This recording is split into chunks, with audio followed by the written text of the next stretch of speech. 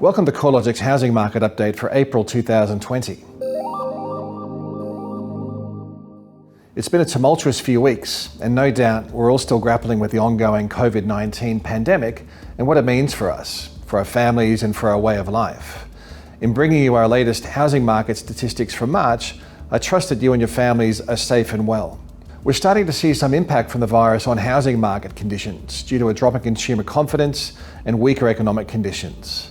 The trend in housing values actually remained positive through the month, with CoreLogic's national index rising 0.7%. However, the second half of the month did see a weakening in the growth trend as confidence slumped and social distancing policies took effect.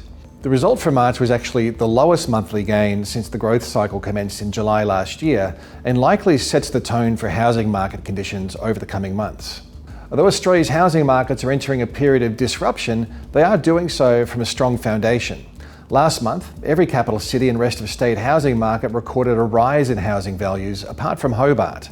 Settled sales have been trending higher, and most cities have staged a recovery from the previous housing market downturn. Brisbane housing values were up 0.6% in March, marking the 9th consecutive month where housing values increased.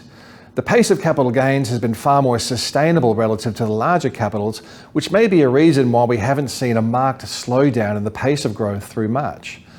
The March quarter saw values rise by 1.6%, driven by a 2% gain in house values, which helped to offset a 0.2% fall in unit values.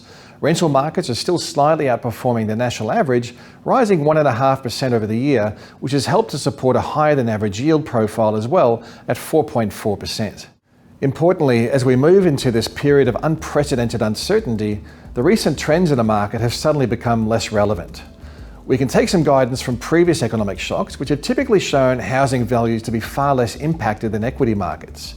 In fact, housing values have generally held relatively firm during these periods before showing a strong upwards trajectory due to stimulus measures such as low interest rates.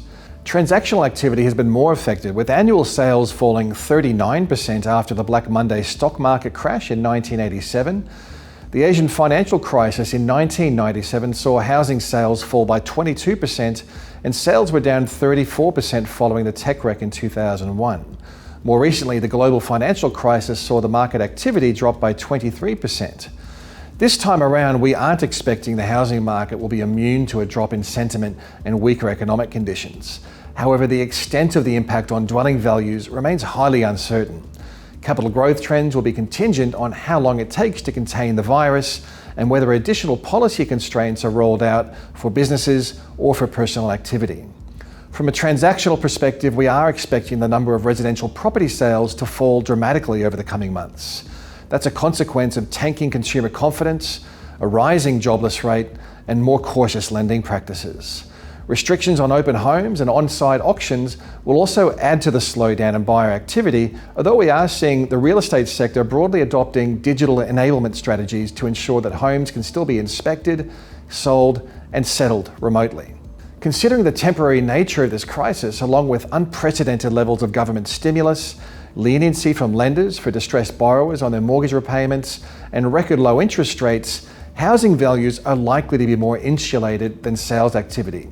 These factors should help to limit the number of distressed properties hitting the marketplace and keep a more material decline in housing values in check. The coming months will truly be testing for markets, for businesses, for families, and the global economy overall. But it won't last forever. As the virus is contained, economic conditions will improve and consumer spirits will lift. No doubt housing trends will follow. The wild card is, how long is this going to take? CoreLogic will be providing updates on the housing market as frequently as possible during these challenging times.